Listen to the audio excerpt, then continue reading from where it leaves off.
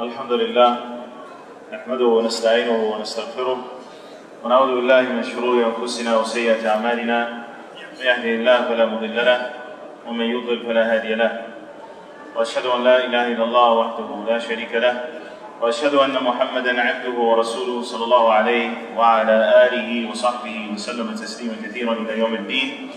أما بعد, today Saturday the 2nd of June 2018, corresponding to the 17th of Ramadan 1439.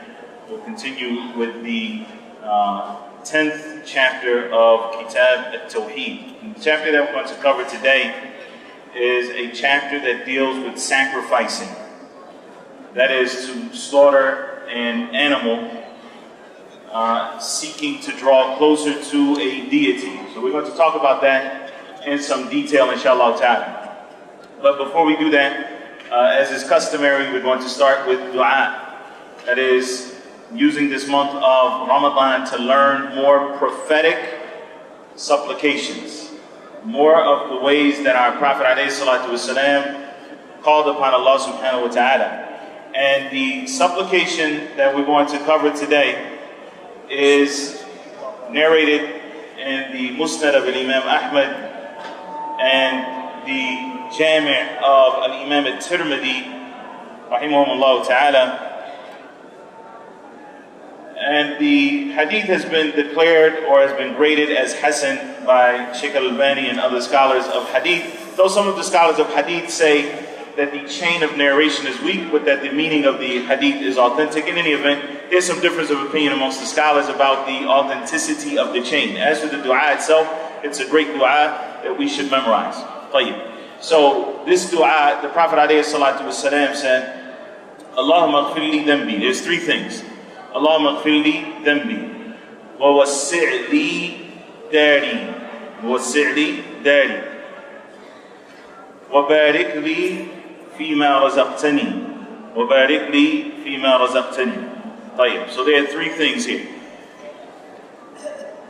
The first is that the Prophet ﷺ is instructing us to make this dua where we say, Oh Allah, forgive my sins, forgive for me my sins. And we'll talk about each point individually, inshallah. The second one is, and expand my home for me, my dar, my place of residing. Because it's a little deeper than just your house where you live in this life. And the third part is that you ask Allah to put barakah in what He has provided you. وَبَارِكْ لِي فِي رِزْقِي أو فِيمَا رَزَقْتَنِي. There's different narrations of the dua. Alright, so let's go back over it very quickly because it's not a long dua and you can actually memorize it right now.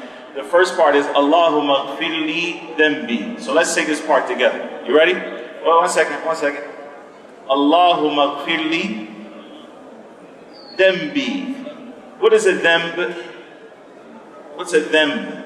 It's your sin. Okay? A dhanb is a sin. So when you say Allahumma ghfir li dhanbi, you're asking Allah to forgive your sins. Yesterday we talked about forgiveness. And we said that when you say Allahumma ghfir, when you ask Allah to give you ghufran or maghfirah, that the root of that word comes from mighfar, ghafara, which is the mighfar, which is what you wear on your head during battle. It's a helmet. Why do you wear it? To do what? To protect you from any harm that would come to you. Likewise, when you're asking Allah subhanahu wa ta'ala to forgive you for your sins, you're asking Him to cover them because the maghfirah in the origin of the language, it means a taghtiya, to cover something. So you're asking Allah to both cover your sins and to protect you from the evil consequences of your sins. And those consequences may be in this life and they may be in the hereafter. And so you're asking Allah subhanahu wa ta'ala to protect you from all of that. So Allahumma ghfir li dhanbi, oh Allah, forgive me. And this is what you mean when you say forgive me. Oh Allah, forgive me for my sins. وَوَسِّعْ لِي فِي دَارِي, and expand my dar. Now, as we know, your dar, وَإِنَّ الدَّارَ الْآخِرَةَ, okay, لَهِيَ الْحَيَوَانِ. So, the dar, the abode of the hereafter, is your real life. So, in this hadith, you're asking Allah subhanahu wa ta'ala to expand for you your home. You're talking about both your home in this life and your abode in the hereafter. And when Allah subhanahu wa ta'ala, and this is actually a side point, that there's nothing wrong with having an expansive home in this life. That is like physically expansive. Now, that does not mean that you should have a number of extra rooms that nobody lives in. Just several empty rooms in your home and these type of things. But there's nothing wrong with asking Allah subhanahu wa ta'ala to expand your home for you, to give you a spacious living quarters. All right? But many of the scholars say that in fact what this hadith means is that you're asking Allah subhanahu wa ta'ala to put in your heart that you are content with the living situation that you have. And if you're content, it feels spacious, even if it may seem small. And that's why if you look at the house of our Prophet alayhi salatu wasalam, it was a small room. And the Prophet sallallahu alaihi wasallam slept in that room, he prayed in that room, he lived with his wife there. I mean, it wasn't a big place. But the Prophet ﷺ was content, and he was a thankful servant to Allah subhanahu wa ta'ala, and he showed his gratitude to Allah subhanahu wa ta'ala. So asking Allah subhanahu wa ta'ala to grant you spaciousness, to grant you a spacious home, it can mean both materially, but also it can mean that which Allah subhanahu wa ta'ala puts in your heart that allows you to feel the blessing that Allah subhanahu wa ta'ala has given you in this life. As it relates to the hereafter, it refers to Allah subhanahu wa ta'ala both expanding your grave so that you don't feel the pressure of the grave, and that Allah subhanahu wa ta'ala gives you a spacious abode in paradise. And then, so that's part two. Allahumma wassi'li fi dari. Wa wassi'li fi dari. Tayyib, say this with me. Wa wassi'li fi dari. Alright? So this is the second part of that dua. Expand for me, or make spacious for me, my home. Understanding that your home is not restricted to the place that you live in right now. Right, the last part of this dua is وَبَارِكْ لِي فِي رِزْقِي وَبَارِكْ لِي فِي رِزْقِي. Alright, so barakah, which was the whole lesson yesterday, you're asking Allah subhanahu wa ta'ala now to put barakah in your rizq. Now, what is rizq? What is rizq? We translate it as provisions. And a lot of times when we think of rizq, we think of money. But your provisions go far beyond the tangible wealth that you have. Your knowledge is considered rizq. And so when you're asking Allah subhanahu wa ta'ala to put barakah, wa barik li fi rizqi, to put barakah in your rizq, in your provisions, it doesn't stop at asking for blessing to be in your wealth, also in your knowledge, and everything else that Allah subhanahu wa ta'ala has provided you with is considered to be your rizq. And so you're asking Allah subhanahu wa ta'ala to put barakah in it. Okay, so when you ask Allah Azza wa Jal to bless your wealth, alright, does that mean that your salary is going to increase?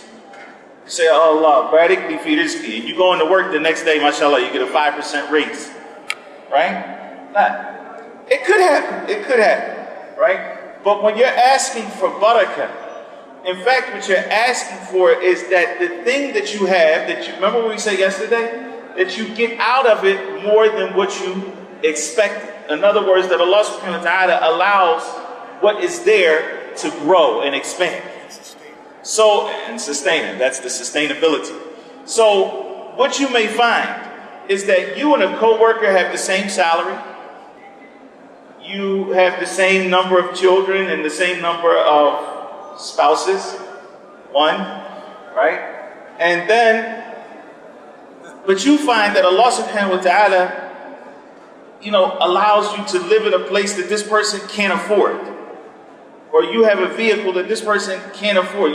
You're able to do things with your wealth that this person isn't able to do, even though everything else seems to be the same. But Allah subhanahu wa ta'ala puts barakah in your sustenance and what He has given you, and may not put it in what He has given to someone else. And so this is why it's important that we ask Allah subhanahu wa ta'ala to give us that barakah, because no one else can put barakah in your rizq. Barakah has to come from Allah subhanahu wa ta'ala. It's assigned by Him subhanahu wa ta'ala and no one else. And so when you're making this dua, this is what you should be thinking of, that Allah subhanahu wa ta'ala is putting this barakah in your rizq. So I'm going to repeat it once, okay? And then just go over it one more time so that you can try to memorize it right now. And that is, Allahumma ighfir li dhanbi wa wassi' li fi dari wa barik li fi rizqi. Allahumma ighfir li dhanbi wa wassi' li fi dari wa barik li fi rizqi. Which means, oh Allah, forgive my sins, make spacious my home, and put blessings in what you have provided me. Put blessings in my sustenance. All right. If you can't memorize the dua in Arabic, or you haven't memorized it in Arabic, hopefully you can go find it somewhere and you can read it in Arabic. If not, as long as you memorize the English meanings of it, you can say this dua at any time, even during your salat. And a lot of people ask this question about making dua in other than Arabic in the salat. And as many of the scholars have mentioned, past and present, that if you do not have the ability to speak the Arabic language, that's not your native tongue, then you can call upon Allah subhanahu wa ta'ala in your native tongue, even in the salat. So even in sujood, even in the tasneem, before the tasneem, in the tashahhud al-akhir, and when you're making dua at the end of your salat, and before the tasneem, you can make dua in your native language. Because the point for dua is that it comes from the heart. And this is why even many of the scholars said that if a person is not used to speaking Arabic with i'rab, meaning, as you know, the Arabic language is, they have different dialects, right? And then there's fusha, which is the correct way to speak the Arabic language. A lot of Arabs do not know how to speak fusha. That's not natural for them. It's natural for them. Same way with the many English speakers. We don't speak like Shakespeare, right? We have our own local dialects, the way that we talk. And it doesn't mean that it's anything vulgar or anything inappropriate. It's just that that's how you talk. And so dua, because it is supposed to come from the heart, as some of the scholars have mentioned, if you take the time now to try to make your speech proper, what are you focusing more on? What you're saying or how you're saying it? You're focusing on the how and not the what. And Allah subhanahu wa ta'ala wants what comes from our hearts. And that means that you focus on the what and not the how. Focus on the what and not the how. And I'm mentioning that as well because of what you see a lot of times, which we discussed before. But I'll mention it again because it needs to be repeated over and over. And you need to tell your friends and family, stop the group du'as going around the Kaaba. So many people are doing that, they don't even know what they're saying. They're just repeating after somebody, and they don't know what they're saying. That's not dua. Dua, you're invoking, you're calling upon Allah subhanahu wa ta'ala, you're petitioning Him, you're praying to Him. And if you're just repeating after someone like a parrot does, that's not dua. That's not dua. It's not coming from the heart. You're just saying words. And so, not only do you not know what you're saying, so there's no chance of it being accepted because you're not praying. You're not actually praying. But you're also disturbing the other people who are trying to call upon Allah subhanahu wa ta'ala. So again, if any of these dua that we have covered, you're not able to memorize in Arabic right away, at least memorize the English meanings of them and call upon Allah subhanahu wa ta'ala because they're prophetic. And then go back and try to memorize them in Arabic and use them in your salat and in your daily dua.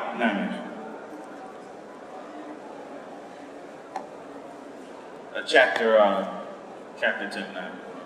بسم الله الرحمن الرحيم والحمد لله رب العالمين اللهم اغفر لنا ولشيخنا ولجميع المسلمين.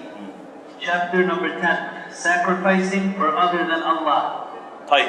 This chapter that we're going to cover is a very important chapter.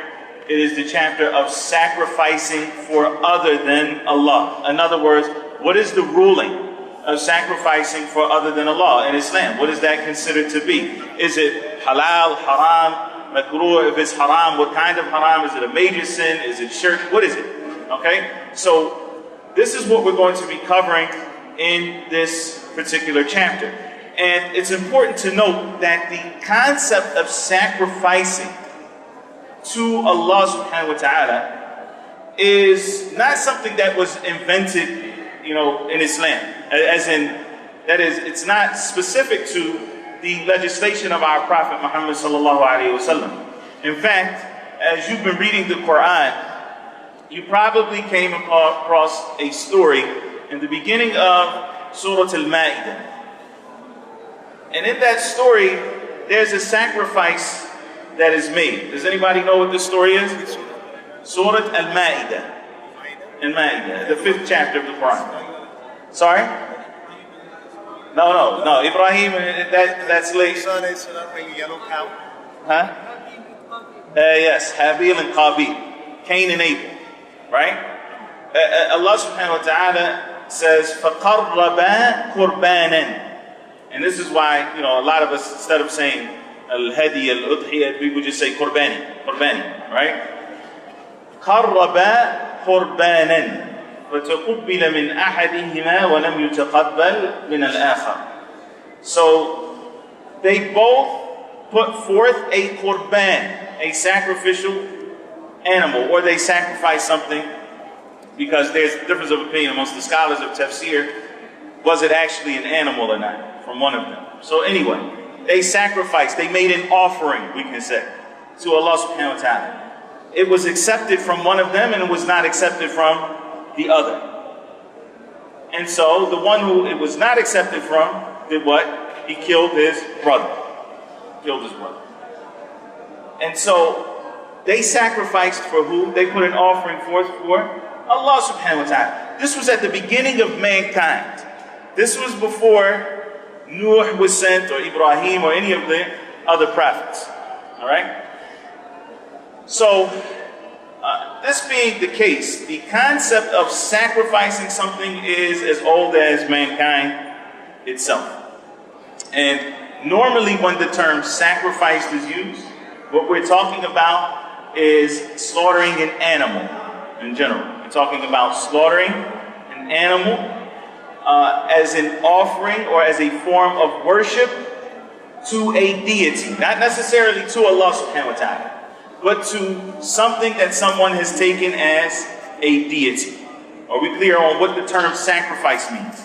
Alright, so, and this is interesting that in the English language, when we say sacrifice, right, what do you think about when you sacrifice something? Again? You're giving up something, right? So it seems like the primary objective is that you are giving up something. Whereas the term in Arabic, qarraba qurbanan. What is a qurban? It comes from the root qaf ra ba, which means to draw close to something. So in fact, as Muslims, when we slaughter, we don't look at it as a sacrifice. I'm sacrificing so much. That's not the primary intention behind it. The primary intention is that we're trying to draw closer to Allah subhanahu wa ta'ala. Though there is a sacrifice, because you have to take money and pay for the the animal that you are going to sacrifice or slaughter. Second thing before we get into the actual chapter is that before the Prophet ﷺ was sent as a messenger, the pagans of Quraysh and others, slaughtering to them was a big thing. To slaughter, to sacrifice for their idols. In fact, if you remember yesterday, we mentioned 3 idols that the Arabs used to worship. And they're mentioned in the Quran. Does anybody remember them? Al-Lat, Al-Uzza, and Manat. Which one of them was a tree? Manat. Manat was for his idols. So this was something huge. The slaughtering for the idols. And some of them would take the blood and smear it on their idol as another means of drawing close to them. So this was their practice. As for the way we look at slaughtering or sacrifice in Islam, then we can look at 4 broad categories. You ready? Number 1 is that the sacrifice is done in the name of Allah for the sake of Allah. In the name of Allah and for the sake of Allah subhanahu wa ta'ala. Alright? So, as we know, our Prophet ﷺ, when slaughtering, he would say, Bismillah, Wallahu Akbar, Allahumma hada minka, walak. And this is from you and for you. This is from you and for you. So the Prophet ﷺ would start off his slaughtering by saying what? Bismillah. Alright? So this is common practice, and if any slaughtering that is done in Islam, in order for it to be considered halal or dhabiha, it has to fulfill 2 conditions. And the first is that it needs to be in the name of Allah subhanahu wa ta'ala, and the second is that it has to be slaughtered in a manner which the blood flows out of the animal prior to the animal dying.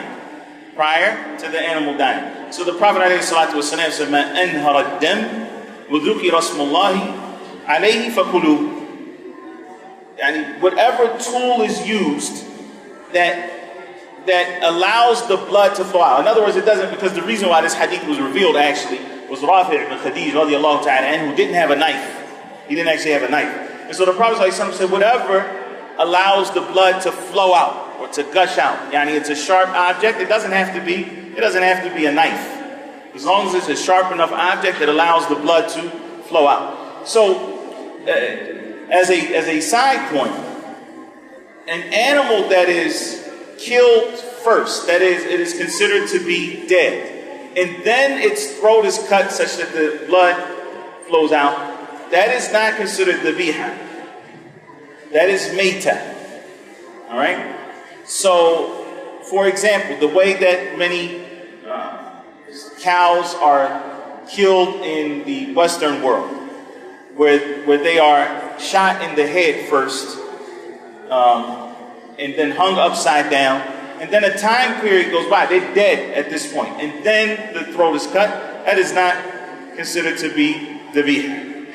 Or if they are electrocuted to the point of death, or drowned to the point of death, and this is not considered to be dhabiha. As for the type of electrocution that is just used to pacify or stun the animal, not that it kills it, but it stuns it so that it's relaxed or whatever, and that is, as long as it's slaughtered prior to it dying, then this is considered to be dhabiha, inshallah ta'ala. So number one, when we look at sacrifice, is that it has to be, the first category is that it is in the name of Allah, and it is for the sake of Allah subhanahu wa ta'ala.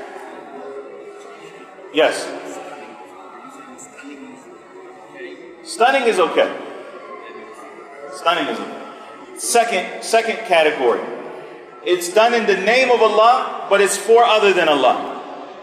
So there are some people who, by virtue of habit, by virtue of the culture that they're from, everybody, when they slaughter, they said Bismillah.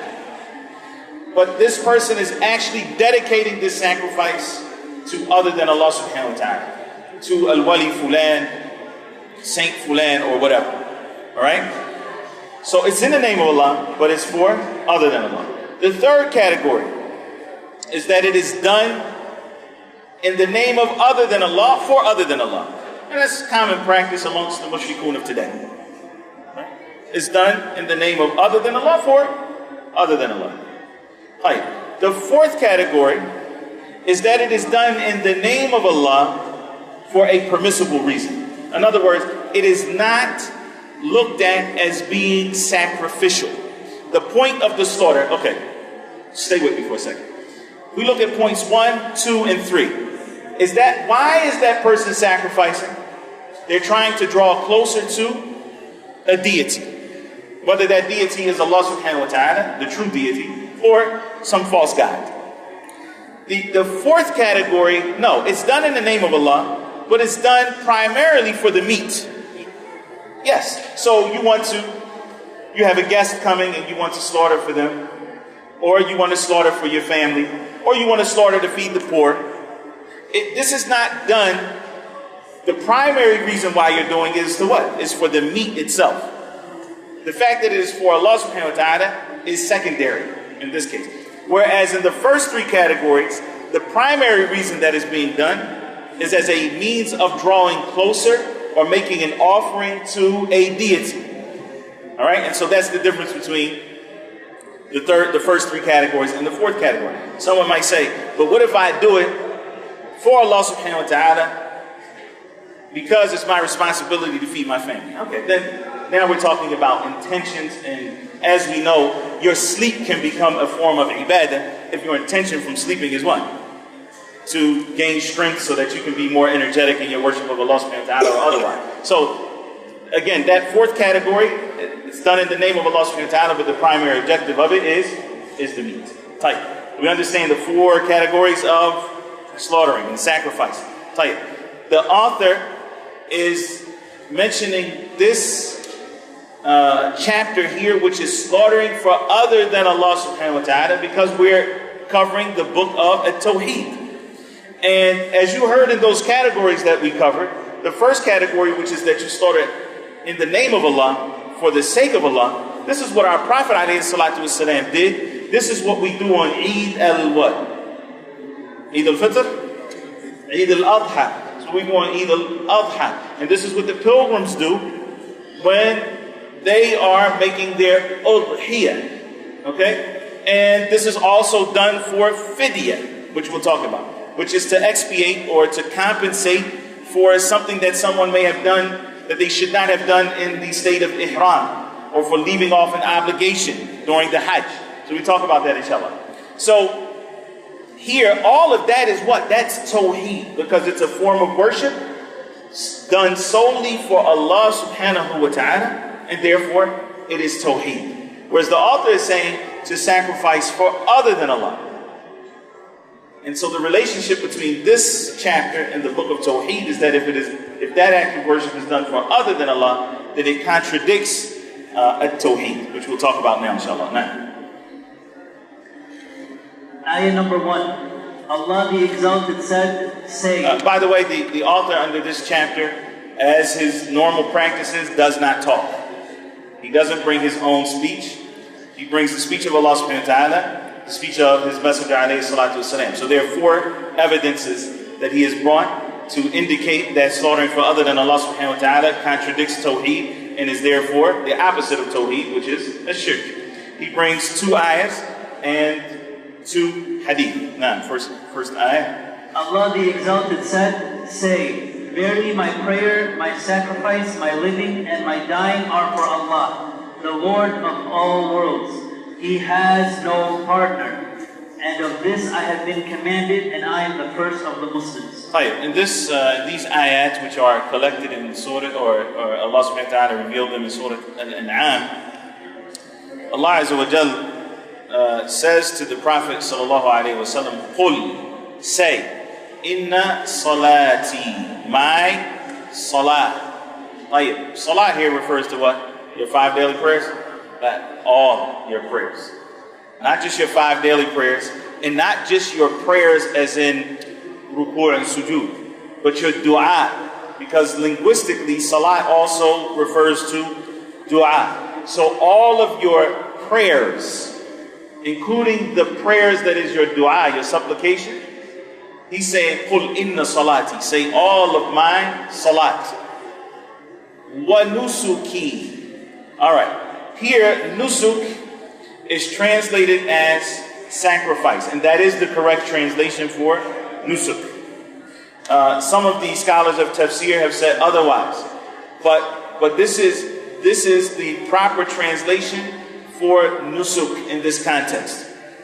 And if we look at the ayah that was revealed about the person, okay,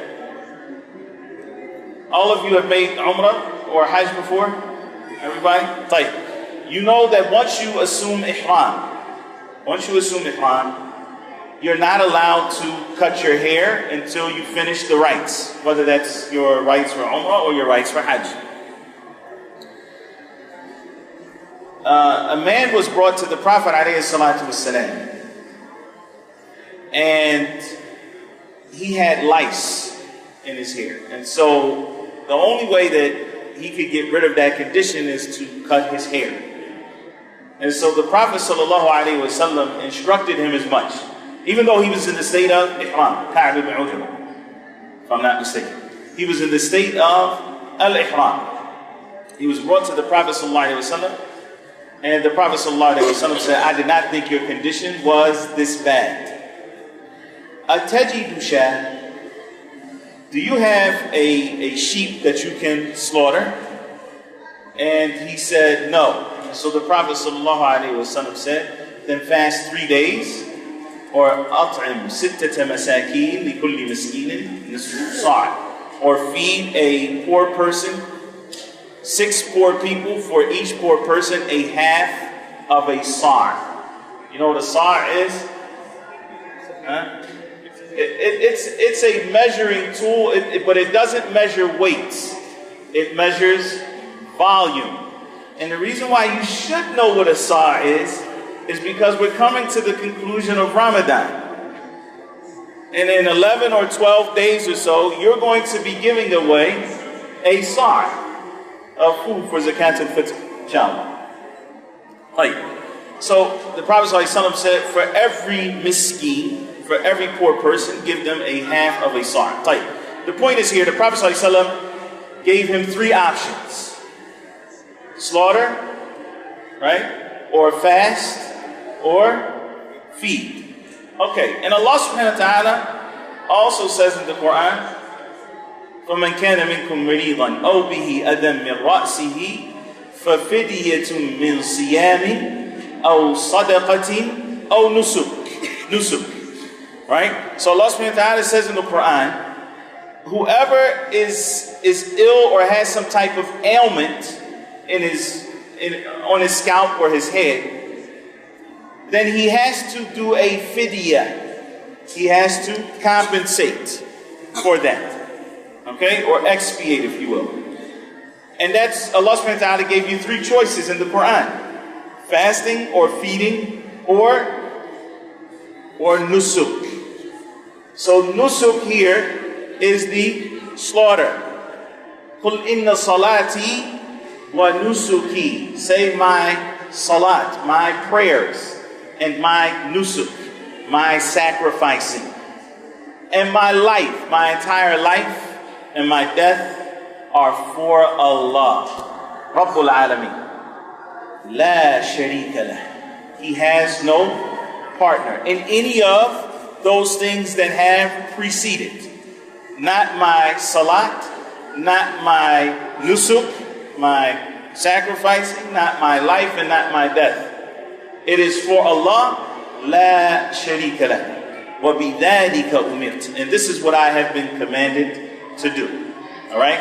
So, how do we understand? What is it that the author wants us to get from this ayah, or from these ayat? He wants us to understand that al-dhabh, or your nusuk, your sacrificing, is an act of worship. Because here it's combined with what? With salat. Salat is one of the greatest acts of worship. So, your sacrificing is worship. That's number 1. Number 2, Lillahi Rabbil Alameen. That it has to be for Allah, Lord of the worlds. Rabbul Alameen. And that in that, once it becomes for Allah subhanahu wa ta'ala, La Sharika La. He has no partner. He has no partner. In other words, sacrificing has to be done for Allah subhanahu wa ta'ala alone. It cannot be done for anyone else. Sacrificing is worship. Worship in Islam, the concept of worship, has to be for who? For Allah subhanahu wa ta'ala. If it is diverted to other than Allah subhanahu wa ta'ala, it now contradicts Tawheed and it falls into the category of shirk.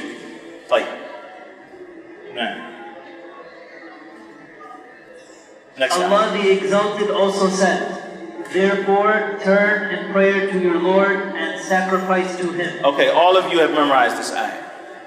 وَصَلِّ لِرَبِّكَ وَانْحَرْ. وَصَلِّ لِرَبِّكَ وَانْحَرْ. Okay, wanhar. What does that have to do with nusuk? Sorry? This way is called what? La la. This way is called what? The camel is not slaughtered like this. The camel is slaughtered like this. That's nahar, to go into this part. Okay? Salli li rabbika wanhar. So Allah subhanahu wa ta'ala commands the Prophet sallallahu alaihi wasallam, pray to your Lord and do nahar, and slaughter, sacrifice for him. For him. So again, we find that the sacrifice is combined with what other act of ibadah? With salat. To show you the importance of sacrificing in Islam. And normally in the Quran, you find what combined with salat? Zakat.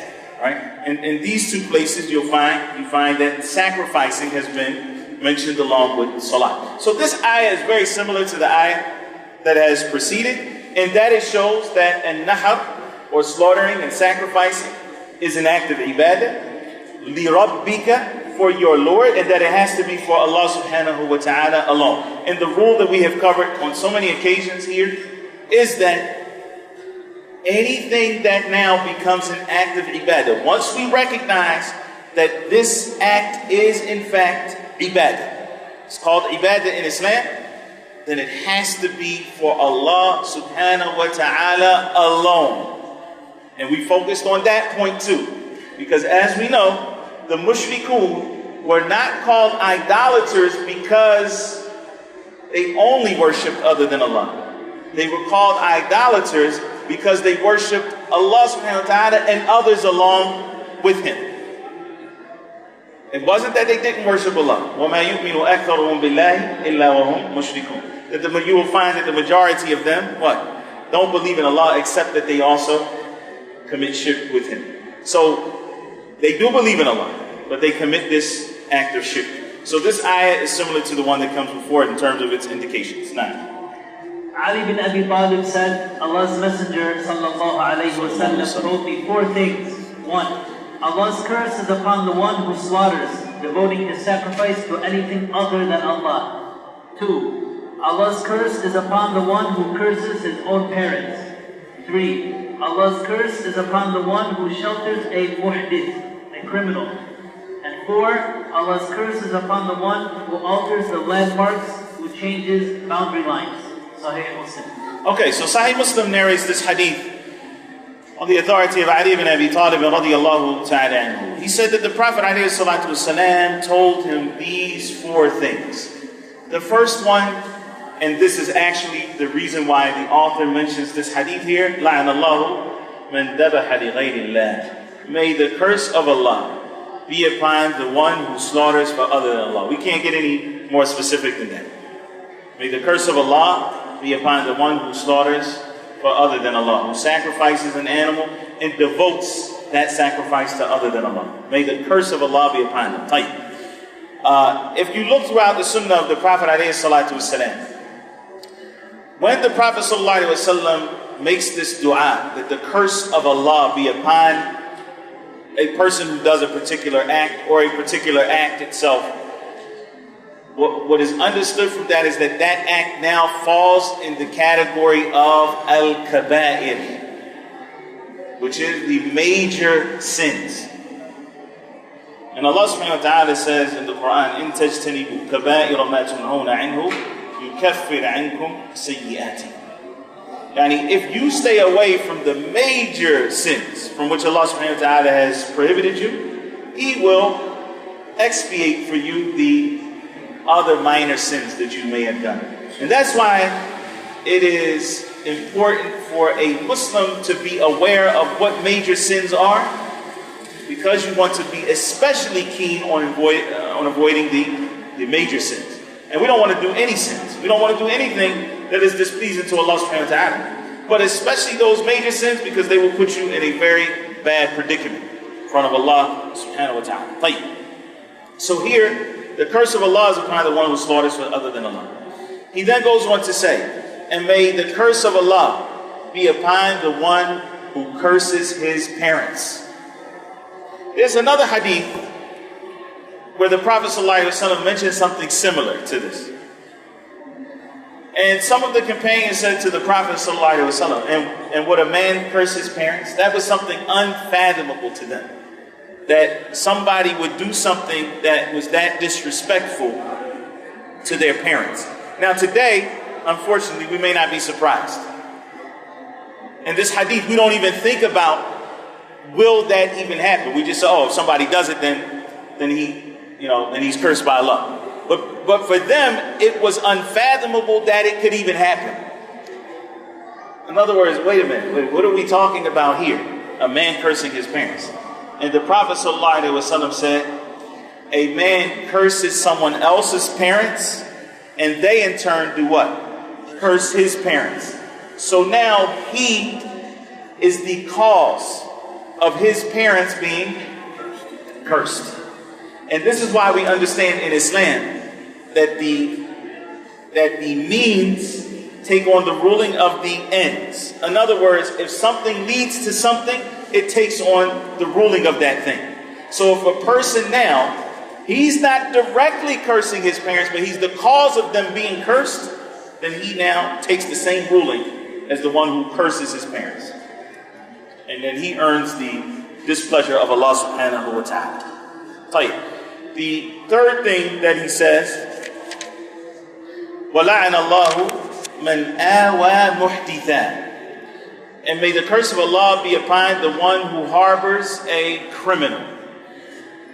And muhdith, in the English translations of this hadith, it usually says a heretic. I'm going to explain that here because I think that this part is important to understand. Our Prophet ﷺ has said in a hadith that many of you have probably heard before, مَنْ أَحْدَثَ فِي أَمْرِنَا هَذَا مَا لَيْسَ مِنْهُ فَهُوَ رَدٌّ. Whoever invents something, مَنْ أَحْدَثَ, right? Whoever invents something, meaning a religious innovation, in this deen of ours that has no precedence, it will be rejected. Nah? So, here, what has happened is that many of the translators have went without going and looking at the explanation of the hadith, and they said, okay, when the word muhdith is mentioned, then it means bid'ah. But here, if you go back to the other explanations of this hadith, what it means is someone who has done something. لَعَلَّ اللَّهَ يُحْدِثُ بَعْدَ ذَلِكَ أَمْرًا. Allah subhanahu wa ta'ala says in the Quran about a man who has divorced his wife, that he should not kick her out of the home, nor should she leave the home. Why? Why not? Because there needs to be a chance for reconciliation. And that's why Allah subhanahu wa ta'ala says in the Quran, لَعَلَّ اللَّهَ يُحْدِثُ. The same word, بَعْدَ ذَلِكَ أَمْرًا. Perhaps Allah will bring about something new, or bring about something, to bring them back together. Something happens. So here, what the Prophet ﷺ is talking about, Allah subhanahu wa ta'ala knows best. This is what the scholars of hadith have mentioned here, is that whoever does something for which he has violated one of the rights of Allah subhanahu wa ta'ala, and he is to be, in other words, he's supposed to go to court for that thing, and he's supposed to be taken to the authorities. And then someone comes along, he knows of the predicament, and he harbors him. He shelters him. May the curse of Allah be upon that person, because he is preventing justice from being done. You clear? And then the fourth thing is, وَلَعَنَ اللَّهُ مَنْ غَيَّرَ مَنَارَ الْأَرْضِ. May Allah, you have a question? Wait 1 second. And may the curse of Allah subhanahu wa ta'ala be upon the one who changes the landmarks. These are what are known as like distinguishing, that distinguish the properties. So you may own a piece of land, and there's a property adjacent to that land, and there are landmarks that indicate where your property begins and where this property, where your property ends and this person's property begins. And so you kind of move them over a few meters or something like that, so that you now are taking the right of someone else's property. And so the Prophet ﷺ has mentioned that the curse of Allah is upon that individual. All right. So these four things, obviously, the part that the author has mentioned, the reason why he mentioned this hadith here is because the Prophet ﷺ began the hadith by saying, "May the curse of Allah be upon the one who slaughters for other than Allah." You have a question? No.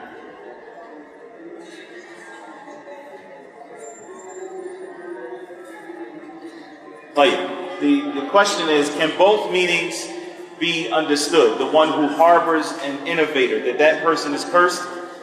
I'm not aware that the scholars of this particular hadith have mentioned that. When it comes to the hadith, there's another hadith where it talks about, where it starts out, it says, Al-Madinatu haramun ma bayna ayrin ila thawb. Yani Medina, that is the city of the Prophet ﷺ, is a sanctuary from the mountain of Ayr to the mountain of Thawb. In that same hadith, فَمَنْ آوَى فِيهَا مُحْدِثًا. So whoever, same wording here, whoever harbors a muhdith in it, عَلَيْهِ لَعْنَةُ اللَّهِ وَالْمَلَائِكَةِ وَالنَّاسِ أَجْمَعِينَ. And upon him is the curse of Allah and the angels and all of mankind. In that particular hadith, from what I remember, some of the scholars of hadith mention both possibilities. In this hadith, I haven't seen that, and Allah subhanahu wa ta'ala knows best. Now. Alright, this hadith that we're about to cover is the last hadith of this chapter. It's the last hadith of the chapter, which means that you got to pay full attention, and it's a little bit long, and there's a story to it, and it's a bit problematic at places as well. And so I want you to pay full attention to what he's saying, and then we're going to go back over it kind of sentence by sentence to try to digest what is being said in this hadith. Now, Tariq ibn Shihab narrated that Allah Tariq ibn Shihab radiyallahu ta'ala anhu was from the companions. He was a companion himself. And the most authentic position is that he saw the Prophet ﷺ, but he never actually directly narrated anything from the Prophet ﷺ. So he wasn't like a famous companion, but he was a companion nonetheless.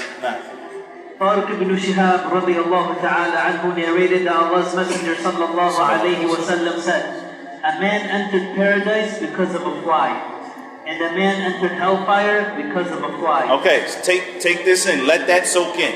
Let that soak in. A person entered paradise because of a fly. We're familiar with other hadith where a woman entered paradise because of a cat, a man entered paradise because of a dog. Here, a man entered paradise because of a fly, another man entered Jahannam, hellfire, because of a fly. Now, it was asked, "How was that possible, O Messenger of Allah?" He said, two men passed by the people who had an idol by which they would not allow anyone to pass without making sacrifice to it. Can we just stop there for a second? How is that possible, O Messenger of Allah? A more proper translation would be explain that, O Messenger of Allah. Okay for that. You know, because when we say how is that possible, in the English language at least, it's as if we're doubting. It's as if we're doubting what the person was saying. They're not doubting what the Prophet ﷺ was saying. They just found it to be strange. And so they wanted further explanation. Now, they ordered one man to make a sacrifice. He said, I have nothing to present as an offering. The people told him, sacrifice something even if it be a fly. So he sacrificed a fly to their idol. They opened the way for him, and thus he entered the hellfire. They said to the other man, sacrifice something. He said, I will never sacrifice anything to any other than Allah, most majestic and glorious. So they struck his throat and killed him. And he therefore entered paradise. Okay. This hadith, which the author says is collected by Imam Ahmad. Just give me 2 minutes because we need to deal with some hadithi stuff. And then we'll get to the actual text. The author says that it is narrated by Imam Ahmad. And apparently he copied Ibn al-Qayyim rahimahullah ta'ala in this citation of the hadith, because Ibn al-Qayyim mentions the same thing in Ad-Da' wa Dawa. He loved the books of Ibn al-Qayyim. So apparently this is where he got it from. However, when the scholars of hadith say collected by Ahmad, automatically you think what? The Musnad. He has a book called Al-Musnad, over 40,000 hadith. Alright? And so someone says collected by Ahmad, that's where your mind goes to. But this hadith wasn't collected by Imam Ahmad in his Musnad, at least not the Musnad that we have with us today. And it was collected by Imam Ahmad in another book that he has called Az-Zuhd. There's a book called Az-Zuhd, which means what? You know what Zuhd is? It's for money to be in your hand, not in your heart. They usually say abstaining from the dunya. But a person can be a millionaire, a billionaire, and still be a zahid. Still be someone who is a zahid, practicing zuhd. Tayyib. So in this book, Imam Ahmad collected this hadith with an authentic chain of narrators. The chain of narration is authentic. It goes to Tariq ibn Shihab, who we said was a companion, who narrates on Salman al-Farisi, radiyallahu ta'ala anhu, from his statement, not from the statement of the Prophet, alayhi salatu wasalam. It is also collected by Imam al-Bayhaqi in a book he has called Shu'ab al-Iman. And it's also collected by Ibn Abi Shaybah in his Musannaf. Alright?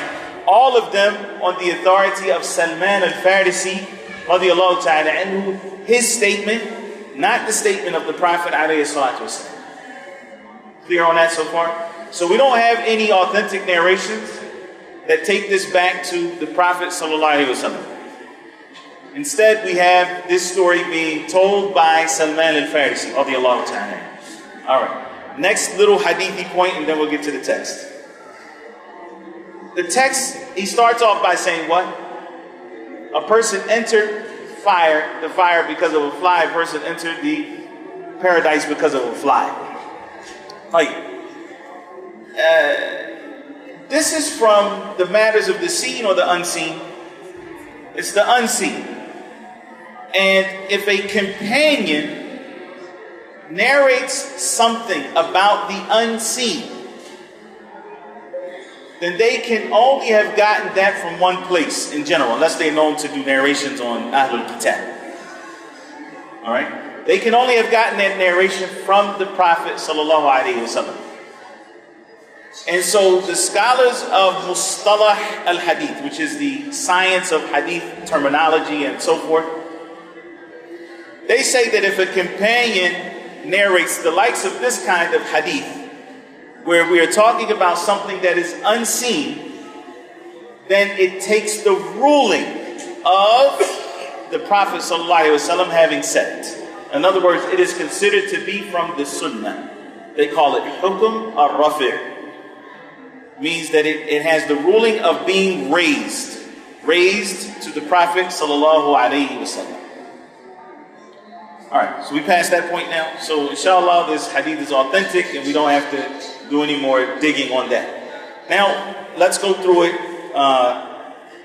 sentence by sentence inshallah. If you can just go back and start from the beginning. Tariq ibn Shihab radiyallahu anhu narrated that Allah's Messenger sallallahu alayhi wa sallam said, a man entered paradise because of a fly, and a man entered hellfire because of a fly. It was asked, or it was said, explain that, O Messenger of Allah. It was said, explain that, O Messenger of Allah. He said, 2 men passed by the people who had an idol by which they would not allow anyone to pass without making sacrifice. In other words, there were 2 people, they were together. And other narrations indicate that they were Muslims. And when we say Muslims in this context, we're talking about they were worshippers of Allah subhanahu wa ta'ala alone. They were following the religion of a prophet. And all of the prophets of Allah were Muslims. None of the prophets, ما كان إبراهيم يهوديا ولا نصرانيا ولكن كان حنيفا مسلما. Ibrahim was not a Jew. He was not a Christian. And how could he be a Jew? How could he be? He wasn't from Bani Israel. He wasn't a Christian. How could he be? Christianity wasn't invented until after Christ. So he wasn't a Jew, he wasn't a Christian. وَلَكِنْ كَانَ حَنِيفًا مُسْلِمًا. He was a Hanif Muslim. And what's Hanif mean? For those of you who were here in previous lessons. Hanif is someone who turns to Allah subhanahu wa ta'ala and turns his back on everything else. So he is one who turns to Allah subhanahu wa ta'ala with all of his heart, with all of his worship for Allah subhanahu wa ta'ala. And therefore, since Allah subhanahu wa ta'ala is unique, if you turn towards Allah, then you have to turn away from everything else. Because there's only one thing in the direction of Allah subhanahu wa ta'ala, and that's Allah azza wa jalla. There's nothing like him. And so that is what Hanif means. Turning to Allah, turning your back on everything else. Kana Hanifan Muslima. Allah subhanahu wa ta'ala called him a Muslim. And so he was a Muslim. Like, so these 2, the other narrations indicate that these 2 were Muslims. And they were going down, they wanted to enter into a place. But there was a statue there, or an idol. And the people who worshipped this particular statue or idol, they did not allow anyone to enter or to get past that idol without sacrificing for it. All right? So, I mean, if you could imagine it as being, let's just say, imagine it as being a town, and there's an entranceway to the town. There's one way in. If you want to get in, you have to sacrifice. Or there's a road that you want to go past. And the only way you're going to get past this road, you have to sacrifice for this particular idol. Now, they ordered one man to make a sacrifice. He said, I have nothing to present as an offering. The people told him, sacrifice something even if it be a fly. Okay, so just so that we're clear now, these people are there, the worshippers of this particular deity, and they say to them, you have to sacrifice. And in some of the narration, like in the narration of Al-Bayhaqi, he says that they were told at the same time, and they said, مَا كُنَّا لِنُشْرِكْ بِاللَّهِ شَيْئًا. We will never associate partners with Allah subhanahu wa ta'ala. And that's an important narration because it shows that they viewed sacrificing to other than Allah as shirk. Specifically. Alright? So here, in this particular narration that we have, the one man was told sacrifice. I don't have anything to sacrifice. I don't have anything to sacrifice. I don't have a cow with me, a sheep, or anything else. So they said to him, sacrifice. Give an offering. Even if it's a fly. Even if it's a fly. Like, so what happened? So he sacrificed a fly to their idol. They opened the so in some of the narrations it says that a fly actually landed on his face. He killed it and he put it forth for their idol. None. They opened the way for him, and thus he entered the hellfire. And so what happened? They said, enter. And he entered, and he died. And he entered the hellfire. Why? Because he left his deed. He sacrificed for other than Allah subhanahu wa ta'ala, and that took him outside of Islam. Nah. They said to the other man, sacrifice something. He said, I will never sacrifice anything to any other than Allah, most majestic and glorious. So they struck his throat and killed him. And he therefore entered paradise. And so this other man, he died for the sake of Allah subhanahu wa ta'ala. They told him, okay, you go ahead and sacrifice. He didn't say, what should I sacrifice? I don't have anything to sacrifice. He said, I'm never going to sacrifice for other than Allah subhanahu wa ta'ala. And once they saw his resilience, they didn't just turn him back. They viewed him to be an enemy. And so they killed him. And he died for the sake of Allah subhanahu wa ta'ala, and he entered paradise. There seems to be, inshallah, we're clear on how this is an indication that sacrificing for other than Allah subhanahu wa ta'ala is shirk, as the other texts have mentioned. There's just a few small points that need to be mentioned here, inshallah ta'ala, and then we'll close out the lesson for today. The first is that there seems to be a problem in this hadith. If a Muslim was under duress, you were either going to be killed, or they say sacrifice the sheep, sacrifice a fly in the name of our God. Could we not, under those circumstances, sacrifice for other than Allah? Would it not be permissible? It would be permissible. إِلَّا مَنْ أُكْرِهَ وَقَلْبُهُ مُطْمَئِنٌ بِالْإِيمَانِ. Except for the one who is forced, who is under duress, while his heart is still what? مُطْمَئِنٌ بِالْإِيمَانِ. Yani, he still has the peace of Iman. The peace as in not a peace, as a peace as in Salam. Nah. P-E-A-C-E. Still has the peace of Iman in his heart. It's still there. He's tranquil. His heart is tranquil and serene and calm with Iman. That person, it's permissible for him to do an act of kufr, to make a statement of kufr under duress. Okay. So now when we look at this hadith, we say, why did the man just do it? So he wouldn't be killed. And so the scholars have two answers to that. The first is that it could be that the nations, that prior nations, had to be patient under duress. That they were not allowed to do an act of kufr or to say an act of kufr, and that is something that is specific to our ummah.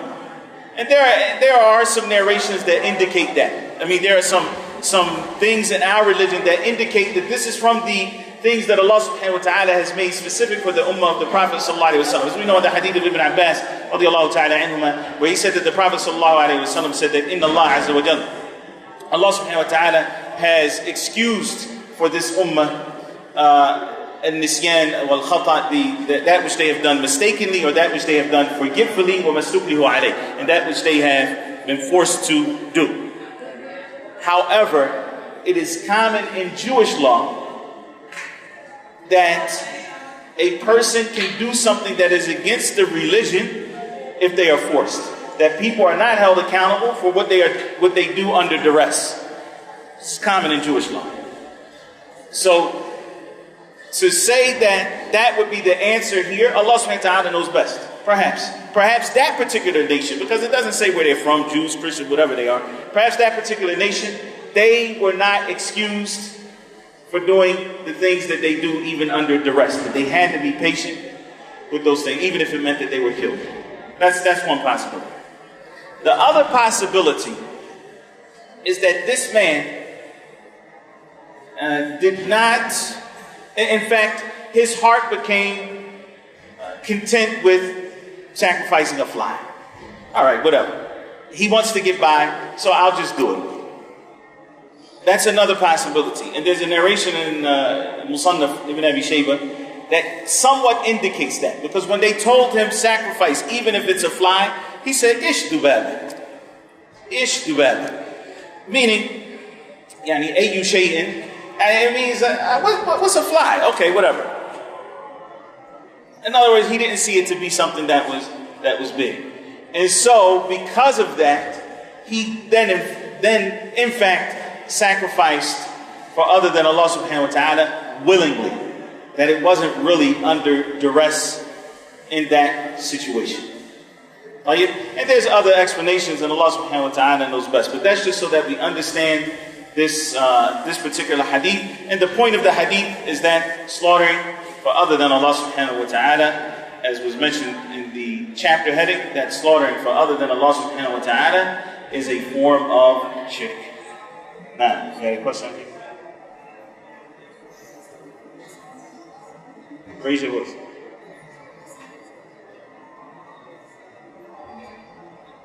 Like, you had a question? And then it was Sharia from the other prophets, is it same as all prophets? like. So the question is the Sharia of all of the other prophets, is it the same as the Sharia of the Prophet Muhammad sallallahu alaihi wasallam? And the answer to that is Allah Azza wa Jalla says in the Quran, لِكُلٍّ جَعَلْنَا مِنْكُمْ لِكُلٍّ آية المائدة جعلنا منكم شرعة ومنهاجا. If I'm not mistaken, where the minkum goes. Allah subhanahu wa ta'ala says, for each of you we have made a shira', yani a sharia, and a minhaj, yani a path or a methodology to enact that sharia. And so if you look at what we can gather from the sharia or the legislation, prior legislations, what we will find is that the larger or the major aspects of ritual worship are consistent. Every prophet prayed, had salah. Like Allah subhanahu wa ta'ala told Musa in the Quran, وَأَقِمِ الصَّلَاةَ لِذِكْرِي. Establish the salah for my remembrance. Now, does that mean that they prayed 5 times a day? Absolutely not. Did they have qiyam or ruku' and sujood the way that we do it in tashahhud? That's not necessarily the case. Every prophet had a form of zakat. All right? As is indicated in various ayat in the Quran. So, you look at, in Hajj, as we know, was not specific to our Prophet alayhi salatu wasalam. It was prescribed from the time of Ibrahim alayhi salatu wasalam. And they fasted. As Allah subhanahu wa ta'ala said, يَا الَّذِينَ آمَنُوا كُتِبَ عَلَيْكُمُ الصِّيَامُ كَمَا كُتِبَ عَلَى الَّذِينَ مِنْ قَبْلِكُمْ. Fasting has been prescribed for you as it was prescribed for previous nations. And so when you look at the major rituals of Islam, and even some of the finer points of akhlaq and character and these type of things, that was part of the previous nations. But was it the same as the Prophet Muhammad sallallahu alaihi wasallam? No. And that's because the Prophet sallallahu alaihi wasallam, clarified that in many hadith. Be different from the Jews and the Christians. Do such and such. The difference between our fast and the fast of the people of the book is the suhoor. Right? So there's a difference in the manner in which those acts of worship are carried out. Allah subhanahu wa ta'ala a'lam. Yes.